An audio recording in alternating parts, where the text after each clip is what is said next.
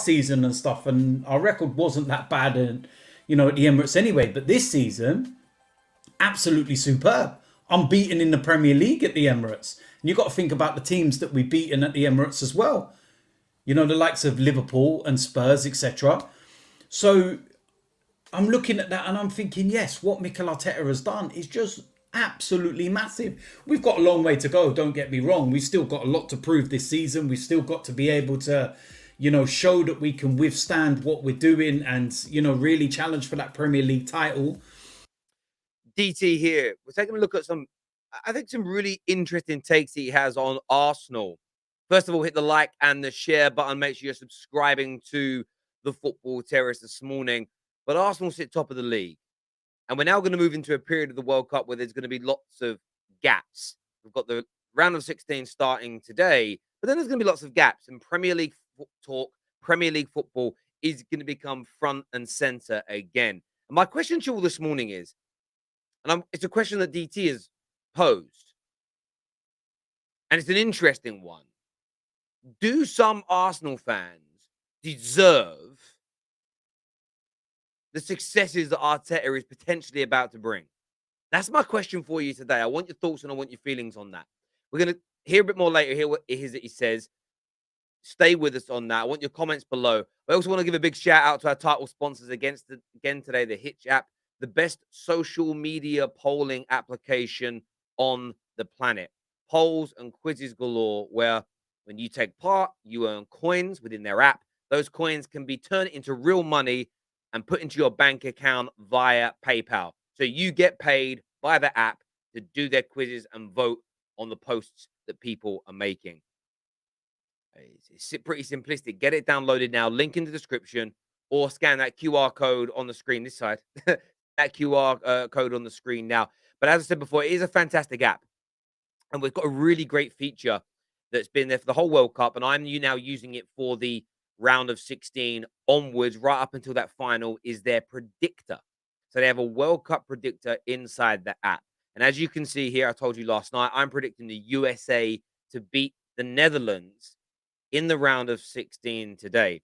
But the predictor app's great because what you actually get to do is really break it down in detail. So not just who wins, not just how many goals, but yellow cards, red cards, the amount of corners. You really get to test your football knowledge when making the prediction. What do you really think is going to happen? Will it be one in real time, normal time?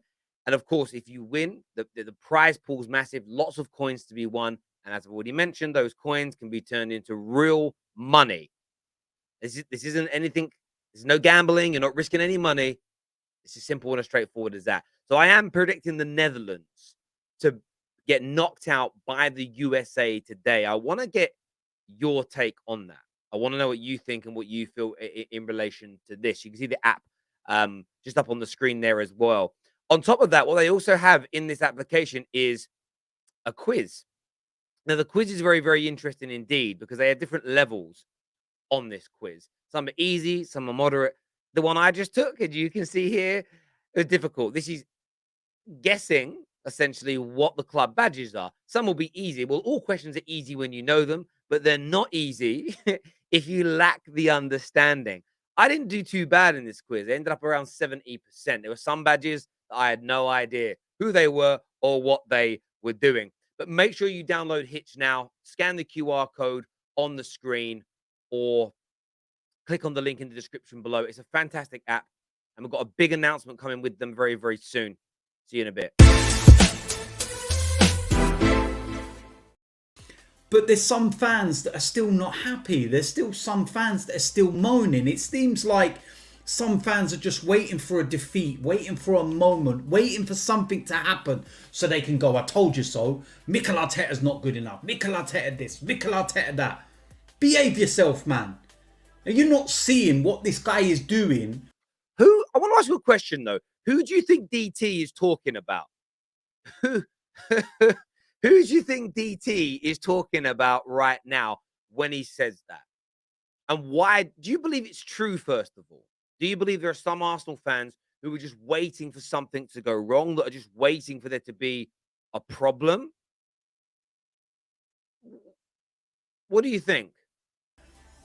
from the top to the bottom at Arsenal Football Club. He's changing a whole entire philosophy, the club, complete fabric, everything. He's changing it all. If you can't see that, then you have an agenda. It's that simple. When you look at what he's doing, Arsene Wenger was at the club for over 20 years. It's pretty evident that, you know, he had a control over absolutely everything. And this is not about Arsene Wenger and trying to put him down or anything else. This is about moving on after Arsene Wenger, because it's going to be difficult. Look at what's happening at Manchester United. You know, the amount of money that they're pumping into the squad season upon season upon season, and they're bang average. You know, and I look at them at the moment and Eric Ten Hag and the situation there. And for Manchester United's sake and their supporters' sake, you hope that they actually, you know, back the manager and do what Arsenal's owners did with Mikel Arteta, which was through the storms, through the tough times, back him. If you watch multiple videos of mine, during our most darkest hours, the worst times when we went on that hideous run, I was still backing him. And I think that's DT's point there. And that, I think that's DT's point, and a lot of Arsenal fans that I come across now on social media, with this element of, we backed Arteta from the beginning.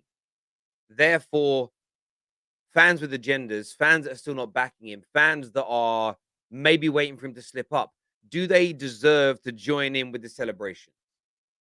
That's the big question. Now, what we know is that Arsenal have got the world scared.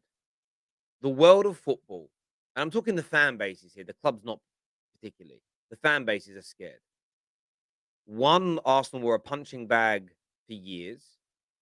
No matter how bad you were feeling about your football club, the direction that your team was going in, Arsenal were always a bigger sense of, there was always a bigger disappointment there. There was always bigger failings, pound for pound, that it was always somewhere you could go to essentially punch up, punch down, punch sideways, but to make yourself feel better. So there is a fear within people of, well, where do I go now to get my fill? Where do I go now to push out my frustrations?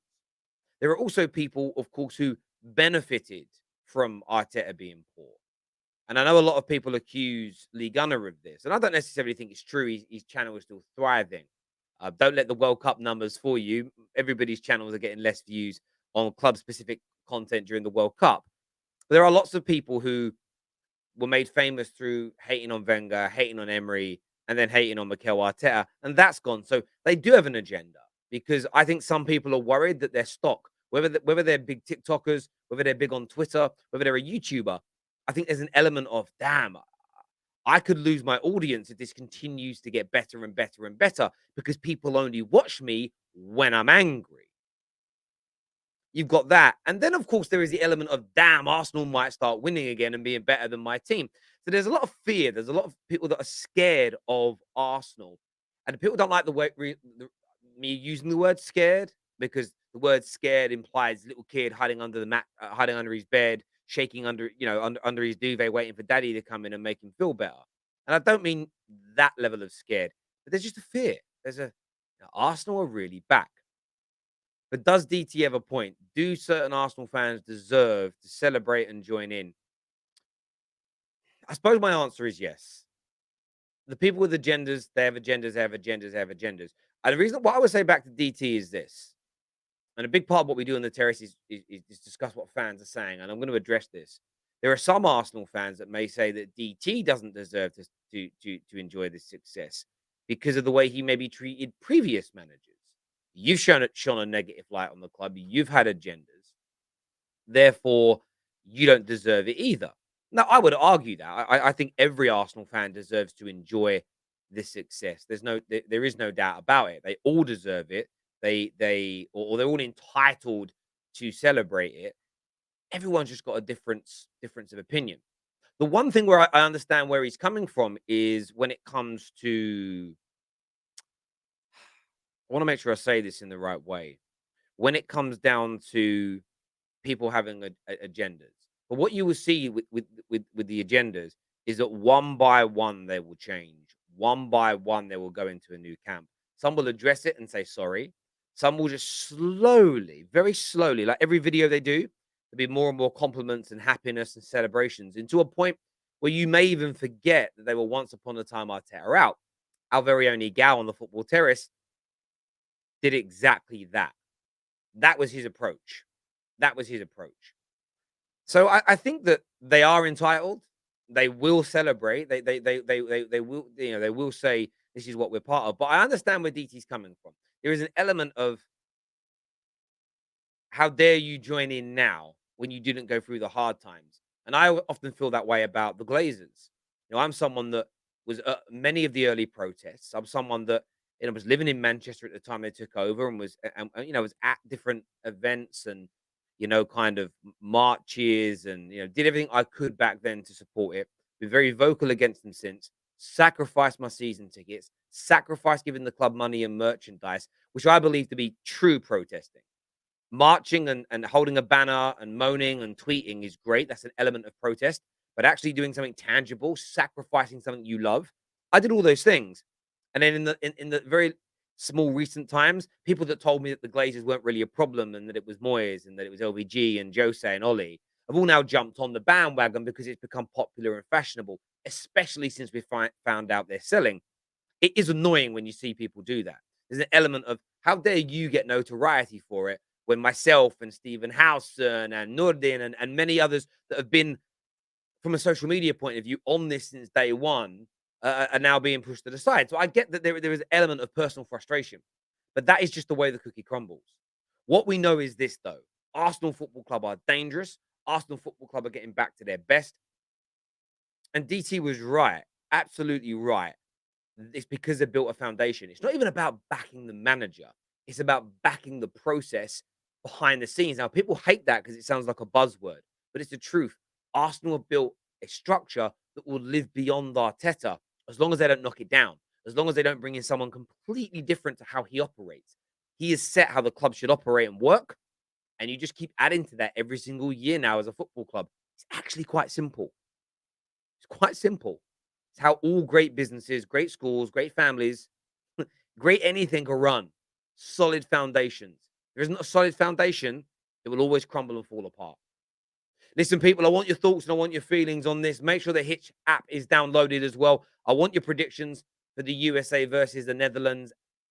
Argentina, of course, taking on Australia today as well. My pick on that was Argentina to win. I think they'll win by a landslide as well. But do all Arsenal fans deserve the success that is coming their way? Hit the like and the share button. Comment below. We'll see you in a bit. Thank you.